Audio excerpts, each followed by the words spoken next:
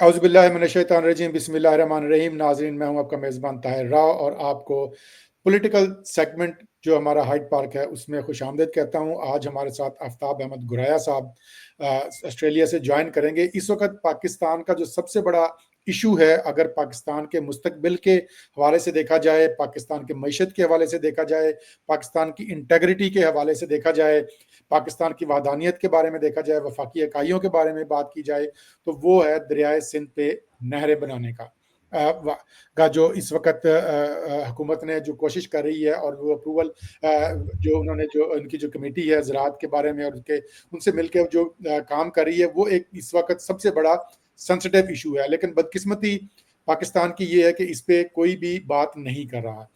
कुछ लोग कर रहे हैं, जो सियासी कारकुन हैं, जो सियासी जमातें हैं, जो मुतासरीन हैं वहाँ के सिंध के लोग, वो एहतजाज कर रहे हैं। लेकिन बदकिस्मती से वहाँ पे टेलीमेट्री नहीं लगी होती है अंदरूनी सिंध में, वो कराची में लगी होती है, वो लाहौर में लगी होती है, इस्लामाबाद में लगी होती है, इसलिए उनकी कवरेज भी मीडिया पे नहीं आती। आफ्ताब अहमद गुराया साहब का ताल्लुक वैसे तो पंजाब से है, लेकिन उनका पूरे पाकिस्तान की सियासत पे एक बड़ी गहरी नज़र है और वो वफाक की सियासत पे यकीन रखते हैं। एक सियासी पॉलिटिकल वर्कर हैं।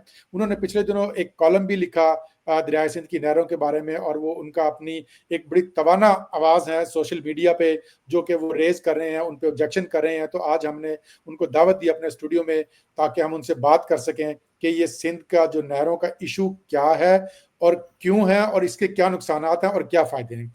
जी, आफ्ताब अहमद गुराया साहब, आप थोड़ा-सा मुझे इसका बैकग्राउंड बताएँ कि इस वक़्त चल क्या रहा है और ये इस किस चीज़ पे एहतजाज हो रहा है ये?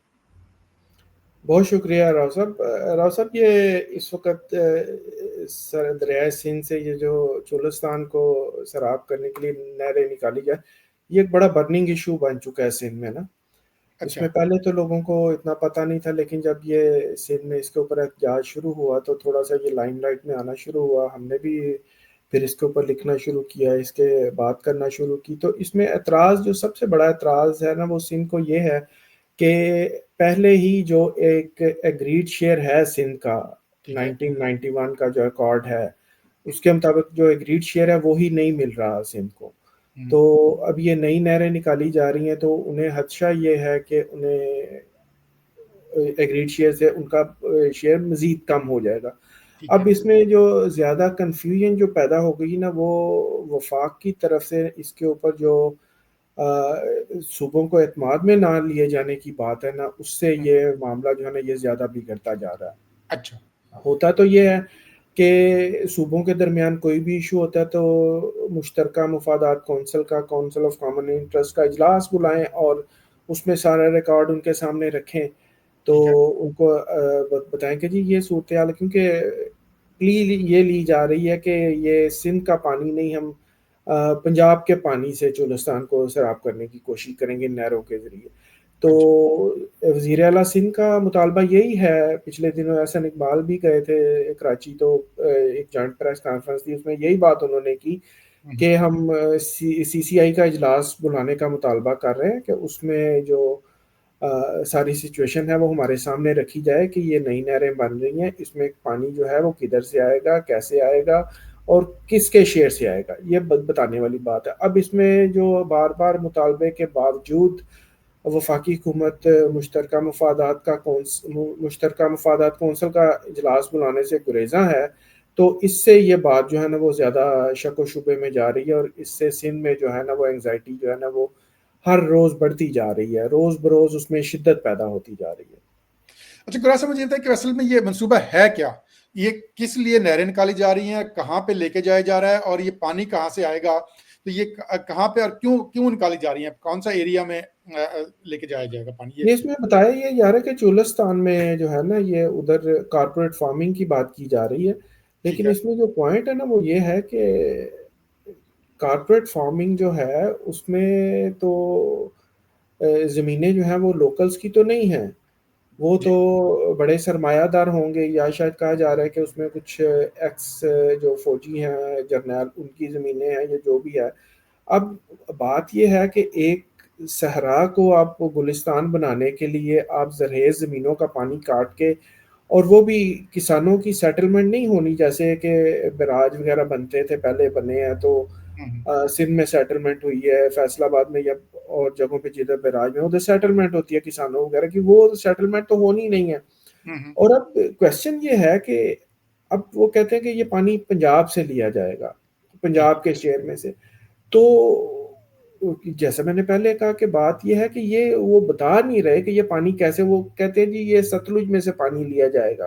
हम्म, सतलुज में तो पानी नहीं है, सतलुज तो पहले ही बेच चुके हैं हम लोग। उसमें तो सिंध में से पानी, दरिया सिंध में से पानी डाल के तो फिर वो उसमें से निकालेंगे, तो फिर वो पानी तो दरिया सिंध का ही हुआ ना। तो अच्छा, ये इसमें इस एक और बात भी है कि जैसे वो कह रहे हैं कि इसका कोई जवाब या सवाल नहीं पूछा गया कि हमें, वो कह रहे हैं कि पंजाब का पानी लेंगे तो क्या पंजाब के पास इस वक्त वाफिर पानी है, वरना फिर किसी का मेरा लेके आपको देंगे, आपका लेके किसी और को देंगे। जब रीडिस्ट्रीब्यूशन करना है, या तो आपके पास फालतू हो, बंदा कहे कि जी मेरे पास इतना फालतू पड़ा हुआ है, मैं इनको दे रहा हूँ सहरा में जाने के लिए, कोई अच्छी बात है, लेकिन नहीं, पंजाब का पानी कैसे करेंगे वो? नहीं ऐसी बात नहीं है। पानी वाफर नहीं है, पानी की तो कमी का शिकार है मैं पाकिस्तान ना, यही और पूछना इसमें चाह रहा हूँ। सिर्फ सिंध ही नहीं, पंजाब भी पानी की कमी का शिकार है। और इसमें ये एक बहुत बड़ा ना, ये भी एक लोगों को गलत फहमी है कि ये सिर्फ सिंध का इशू है। हम्म, ये पंजाब का भी इशू है, बल्कि ये पंजाब का बहुत बड़ा इशू है। अगर सिंध को पानी कम मिल रहा है ना, तो पंजाब को भी पानी उसके एग्रीड शेयर से कम ही मिल रहा है इस वक्त, क्योंकि पानी कम है ना। जी जी। और बात ये है कि अब ये जो पानी पहले ही कम है, हम्म, उसमें से भी ये अगर पानी चोलिस्तान को दे, तो इसका मतलब है ये पानी किसी जगह से तो कटेगा ना, जी किसी जी, के। बिल्कुल। आया वो सिंध से कटौती करें या पंजाब से कटौती करें या दोनों सूबों से थोड़ी थोड़ी कटौती करके, तो एक जो प्रिविलेज्ड क्लास है उनकी जमीनों को चोलिस्तान में सराब करने के लिए पानी दें आप, तो इसका मतलब है या तो सिंध का किसान सफर करेगा, या पंजाब का सेंट्रल पंजाब या जनूबी पंजाब का जो किसान है वो सफर करेगा। अच्छा, और एक और। ये बहुत बड़ी लोगों को गलत फहमी है कि ये सिंध का मसला है। ये जितना सिंध का मसला है, ये उतना ही पंजाब का भी मसला है। बिल्कुल, इसमें गुराया साहब एक और बात मुझे समझ में आ रही है कि बड़े दिनों से हम बहुत सारे लोग शोर मचा रहे थे मुल्तान में, जैसे डीएचए बना, बहुत जरखीर जमीनों से वो काट के उनको बनाया गया। उसके अलावा डीएचए की हम बात नहीं करते, कोई भी पाकिस्तान में आप जब जाते हैं देखते होंगे कि पाकिस्तान में दो ही लोग अमीर हैं, या जिनके पास काला धन है, या जिनकी जमीन शहरों में आ गई है। ठीक है, जो नौदौलती हैं, क्योंकि हमने तमाम जरखेज जमीनें हैं उनकी हमने हाउसिंग सोसाइटियां बना दी, क्योंकि आबादी इतनी हो गई है। तो मैं यही सवाल करने लगा था कि एक दफा मैं दुबई में था, तो किसी दोस्त से बात हो रही, तो उन्होंने हंस के कहा, कहता यार ये तो जो अरबी बहुत अमीर हैं। मैंने कहा वो कैसे? कहता यार ये जहाँ पे समंदर है वहां पे ये जजीरे बना देते हैं जाके, और जहाँ पे सहरा है वहां पे समंदर काट के ले आते हैं। तो मिट्टी समंदर में डाल रहे हैं और मिट्टी में समंदर डाल रहे हैं। तो हमने सारी जरखेज जमीनें अपनी जो थी वो तो तबाह कर ली हाउसिंग सोसाइटियों में। वो प्राइवेट सेक्टर में हो, किसी के 2 एकड़ की जमीन भी है, उसने भी आके अपने मरले 5-5 मरले के प्लाट बांट के दे दिए, किसी के 2 मरबे थे उन्होंने भी 2-2 कनाल के बांट दिए, और अब हम सहरा में लेके जा रहे हैं। इसको आप किस नजर से देखते हैं? बिल्कुल ऐसे ही है। अब ये ऐसा ही है कि अब एक वक्त ये तो हमारे देखने की बात है ना, लाहौर को हमने बचपन में जिधर देखा, अब लाहौर 3 साइडों से उतना ही फैल गया, चौथी साइड पे तो वो इंडिया है, तो उधर भी इंडिया के बॉर्डर तक चला इंडिया गया। तो गया हुआ है, बिल्कुल गया हुआ है इंडिया हाँ, तो। तो ये ऐसा ही है कि जरहेज जमीनें जो है, ये इतने आली दिमाग जो है वो सिर्फ हमारे ही हो सकते हैं कि हमारी जो जरहेज तरीन जमीनें थी वो उनके ऊपर हमने कंक्रीट के वो स्ट्रक्चर खड़े कर दिए हैं और सहराओं को गुलिस्तान बनाने चल पड़े हैं। और जो अब बची जमीनें हैं उनका भी पानी छीन के तो सहरा में ले जाने की कोशिश कर रहे हैं। और ये भी एक आगे इशू है, ये तो टेक्निकल लोग बताएंगे ना कि ये शायद वो बताते हैं कि ये पानी ले जाने के बावजूद शायद ये पॉसिबल ना हो। इंडिया ये राजस्थान में इसका तजर्बा कर चुका है सर। हम्म, तो ये कोई इतना बहुत सक्सेसफुल काम नहीं है। अब इसमें हमें अब देखें कि एक वक्त था कि पाकिस्तान वीट प्रोडक्शन में दुनिया में 8वें नंबर पे आता था। जी, अब कितने साल हो गए, हर साल हम वीट जो है ना, गंदम जो है उसको इंपोर्ट करते हैं। बिल्कुल। यही हाल आपकी कपास का हो चुका है, हम्म, जिसको वाइट गोल्ड कहते थे।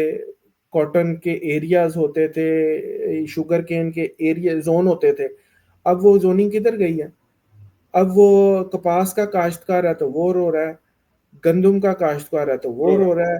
अब ये सेंट्रल पंजाब में ये चावल का काश्तकार बचा था वो रो रहा है। है, अब बिल्कुल। ये पानी इनसे भी ले जाएंगे तो ये चावल की काश्त भी आपकी जो है ना वो खत्म हो जाएगी या कम हो जाएगी, क्योंकि चावल को तो सबसे ज्यादा पानी चाहिए होता है। और अगर इसका पानी काट के आप चुलिस्तान में ले जाएंगे तो ये पंजाब का जो वस्ती पंजाब का काश्तकार है वो तो रोएगा ना फिर बैठ के। लेकिन ये चीज जो ना ये हम पंजाबियों में ये अच्छा, एक इसमें बात एक है, और अगर आप चीज, माइंड ना करें तो हमें पंजाबियों को बात बहुत देर से समझ लगती है। हम लेकिन अभी ये समझ रहे हैं कि शायद ये सिंध का मसला है, हमें ये नहीं पता कि ये हमारा भी उतना ही मसला है जितना सिंध का मसला है। अच्छा, इसमें गुराया साहब देखें, जैसे सिंध की जो लोकल तंजीमें हैं, लोकल जो वहाँ की जो ऑर्गेनाइजेशंस हैं, जो नॉन प्रॉफिट ऑर्गेनाइजेशन जो कल्चर की बात करती हैं, तो वो बड़ा एक उसको सेंटिमेंटिक तरीके से जो है ना उसका बड़ा एक इमोशनल उसका एक बयान करते हैं, जी हमारा सिंधु देश है, यूं है सहरा में, और पता नहीं हम गीत गाते हैं। तो ये इस तरह की जब कोई भी नई डेवलपमेंट होती है तो जो जो प्रेशर ग्रुप होते हैं, जो इन्वायरमेंट वाले ग्रुप वाले होते हैं, कोई कल्चर वाले होते हैं, इस तरह के छोटे छोटे तो आते हैं। कोई कहता है जी हमारा ये कल्चर तबाह हो जाएगा, कोई कहता है कुछ हो जाएगा। वो तो आपको पता है, ऑस्ट्रेलिया भी डेवलप हुआ, अमेरिका भी डेवलप हुआ, ऐसे ही हुआ, तो वो इंडिजिनस लोग तो चले गए। ठीक है, तो वो तो जब तरक्की होती है तो बहुत सारी चीजें तो चली जाती हैं। तो क्या ये इसी किस्म का कोई कल्चरल इशू है कि जी हमारा सिंधु देश है, हमारा उसमें जो है ना सिंधु दरिया है, या कोई वाकई ही उनकी कोई जो है ना उनको प्रॉब्लम है? नहीं देखें, ये जो कल्चरल या एनवायरमेंटल इश्यूज जो हैं ये अपनी जगह पे हैं, हम्म, इनको हम बाद में भी अगर देखें तो अगर कोई प्रॉब्लम है तो बात तो ये है ना कि बताएं, कोई चीज सामने तो लेके आए ना। हम्म, अब एक इतना बड़ा इशू खड़ा हुआ है लेकिन आप उसके ऊपर बात ही नहीं कर रहे। एक जगह पे एक पूरे सूबे में इतना बड़ा अनरेस्ट क्रिएट हुआ है, हम्म। आप उसको एड्रेस ही नहीं कर रहे। आप बताएं तो सही, सीसीआई का इजलास बुला के बताएं तो सही कि भाई सिंध वालों ये आप लोग ऐसे ही एहतजाज कर रहे हो कि ऐसा नहीं है। कोई आप टेक्निकल इसकी ब्रीफिंग आपने हो कोई? आपने बताओ, आप उन्हें टेक्निकल रीजन दो। अब हम्म। ये कह देना कि नहीं जी ये सिंध वालों की तो आदत है, भाई सिंध वालों की आदत नहीं है, ये उनके लिए जिंदगी का मसला है। उनकी उनके इसमें उन, तो मुझे ये बताएं कि बिल्कुल आपने सही कहा कि, लेकिन देखें इस वक्त सदर पाकिस्तान आसिफ अली जरदारी साहब हैं, पाकिस्तान पीपल्स पार्टी एक बहुत बड़ी स्टेक होल्डर है, हुकूमत में तो खैर शामिल नहीं है, लेकिन पार्लियामेंट को चलाने में, हुकूमत को कायम रखने में उसका बिलावल भुट्टो जरदारी साहब हैं, यूसुफ गिलानी साहब हैं, चीफ मिनिस्टर सिंध हैं। तो वो एक उसके लेवल पे जो क्यों नहीं इसको सरकारी तौर पे और ऑफिशियल तौर पे इसको उठाते? इधर से उन्होंने रजी दादा को छोड़ा हुआ है, उधर से हमारे वो कौम परस्त लोग लगे हुए हैं लोकल लेवल पे, और मतलब ना पाकिस्तान पीपल्स पार्टी को इतना हाईएस्ट लेवल पे इसको टेकअप कर रही है। कोई सेंट्रल एग्जीक्यूटिव कमेटी का इजलास बुलाए, कोई पार्लियामेंट्री पार्ली जो सिंध की है वो इजलास बुलाए, कोई सिंध असम्बली में करारदाद पेश करे। और इधर से इन्होंने जनाब इनकी नॉन सीरियस का तो ये हालत है कि उन्होंने रजी दादिया जैसे टाउट होते हैं उनको छोड़ा हुआ है बकवास करने के लिए, वो कोई बात ही करने के लिए तैयार नहीं है। तो इसका क्या आपको नजर आ रहा है, नहीं किसका ये अब नून लीग की या वफाकी हुकूमत और पंजाब हुकूमत की तो बात आपने बता ही दी कि जब रजी दादा जैसे लोग जो हैं वो इस मामले को टेकअप किए हुए हैं तो इससे उनकी संजीदगी का अंदाजा हो जाता है। बाकी ये है कि जहाँ तक पीपल्स पार्टी का बात है और पीपल्स पार्टी की बात है या सिंध में जो कौम परस्त, आप देखें पहले कालाबाग डैम का इशू था तो क्या कौम परस्तों के इन एहतजाजों से वो कालाबाग डैम रुका था? या जब वो सिंध असम्बली में करारदाद पीपल्स पार्टी ने मंजूर करवाई थी, या जब बीबी शहीद ने कमो शहीद पे धरना दिया था उससे रुका था, या बड़ी तमन्ना आवाज की पीपल्स पार्टी की थी या इनकी कॉम्प्रेसों की? अब भी कॉम्प्रेस इसको उठाए हुए हैं। लेकिन एक बात जो कही जाती है ना कि सिस्टम को बदला भी सिस्टम के अंदर रह के जा सकता है ना। जी अब जी पीपल्स पार्टी सिस्टम के अंदर मौजूद है, पीपल्स पार्टी बड़ी स्टेक होल्डर है। कौम परस्तों का क्या है, वो तो सिर्फ शोर शराबा करेंगे, वो तो कहते हैं ना ठीक है अगर पीपल्स पार्टी की बात नहीं मानी जाती तो पीपल्स पार्टी सिस्टम से निकल जाए। अच्छा भाई सिस्टम से निकल जाए तो फिर क्या होगा, सिस्टम ड्रॉप हो जाएगा, फिर क्या होगा, मार्शल आ जाएगा, कौम परस्तों का क्या जाएगा? उनका तो कुछ नहीं जाएगा बिल्कुल। ठीक है। अब ये बात अब सदर जरदारी साहब ने कल ही अपने खिताब में बात कर दी है ना। जी। अब इससे हायर फोरम क्या हो सकता है पीपल्स पार्टी का, कि पीपल्स पार्टी का सदर सबसे बड़े फोरम में जॉइंट सेशन में खड़ा होकर ये बात कह रहा है कि ये जो नहर कैनाल्स का इशू है ये इसको एड्रेस किया जाए, इसको रोक दें। हम्म। इतने बड़े लेवल, अब इससे आगे क्या चलेगा? इससे आगे अब जब प्रेसिडेंट लेवल तक बात हो गई, अब आगे बाकी सारी चीजें जो हैं सिंध असम्बली में करारदाद भी आ सकती है। पीपल्स पार्टी अपनी स्टेप बाय सपोर्ट स्टेप आप समझ रहे हैं, स्टेप प्रेशर बाय स्टेप है ना, पीपल्स एकदम। पार्टी अपनी सपोर्ट वापस लेने का भी कह सकती है, लेकिन अब देखना ये है कि सारी चीजों को बैलेंस करके चलना है ना।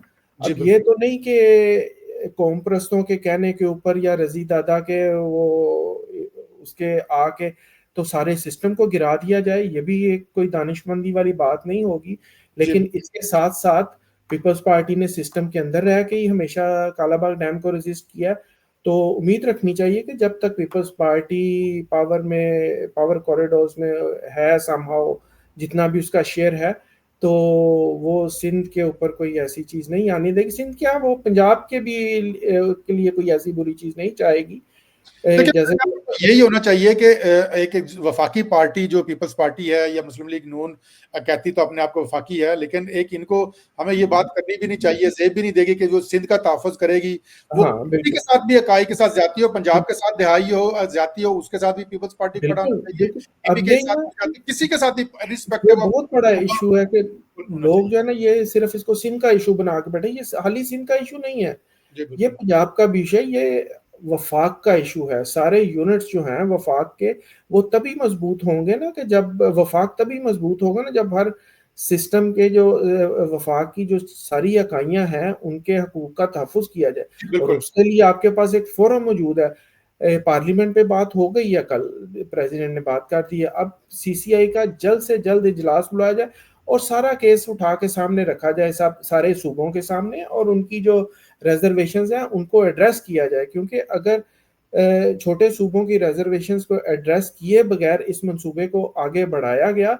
तो इससे वफाक मजबूत नहीं होगा, वफाक कमज़ोर होगा इससे। तो ये चीज़ जो है ना, ये इसकी सबसे ज़्यादा जिम्मेदारी इस वक्त नून लीग पे आती है, वो क्योंकि वफाकी उनके पास वो वफाकी हुकूमत है, उनके पास पंजाब की हुकूमत है जिसके ऊपर इल्ज़ाम लग रहा है। इल्ज़ाम तो है, एग्ज़ैक्टली। उन्हें इस चीज़ को एड्रेस करने की ज़रूरत है। अच्छा, हमारा प्रोग्राम का वक़्त बिल्कुल ख़त्म हो गया। आखिरी चंद सेकंड है, उसमें आप मुझे बताइए कि इस सारे सिनेरियो में पीटीआई कहाँ खड़ी है? पीटीआई भी एक बहुत बड़ी पार्टी है पाकिस्तान की, इसमें कोई शक नहीं है। केपीकी में उनकी हुकूमत है, सिंध में इंटीरियर सिंध में तो नहीं है, लेकिन कराची में जो हमारा जो अर्बन सिंध है, उसमें उनकी एक पॉपुलैरिटी भी है। तो एज़ ए सियासी जमात के, वफाकी जमात के, पीटीआई क्या कर रही है इसमें? पीटीआई के पास स्वाय इमरान खान की रिहाई के मुतालबे के अलावा किसी और इशू के ऊपर उनका कोई स्टैंडिंग है? अगर है तो मुझे बता दें। किसी पॉइंट के ऊपर कोई कौमी मसला ऐसा हो जिसके ऊपर उनकी एक लाइन सामने आई हो, उनका तो एक ही इशू है, कैदी नंबर 804 की रिहाई। सिंध बिल्कुल। में उन्होंने देखा कि ठीक है, ये कॉम्प्रेस लगे हुए हैं, ये स्पेस गेन कर रहे हैं, तो वो हुँ, बयानबाजी की हद तक वो हैं। हुँ, हुँ। और मरकज में भी वो इसी यही चीज करेंगे, इल्जाम तराशी, और ये कोई उनका कंक्रीट स्टांस इसके ऊपर सामने ना आया है और ना आएगा। जी, गुरा साहब, बहुत-बहुत शुक्रिया आपका। आपने टाइम निकाला अपना, और इंशाल्लाह आपसे दोबारा मेरे ख़्याल है हमें दोबारा से बाकायदगी से शुरू करना चाहिए। हमारी आवाज़ जहाँ तक पहुँचती है, हम अपना बात करते जाएँगे, कभी न कभी समझ आ जाएगी। उम्मीद नहीं छोड़नी चाहिए हमें, और एक पॉज़िटिव नोट के साथ इंशाल्लाह हम दोबारा से इस प्रोग्राम को शुरू करेंगे और डिफरेंट टॉपिक्स पे हम बात करेंगे। अपना और अपने घर वालों का ख़्याल रखिएगा। अल्लाह हाफ़िज़।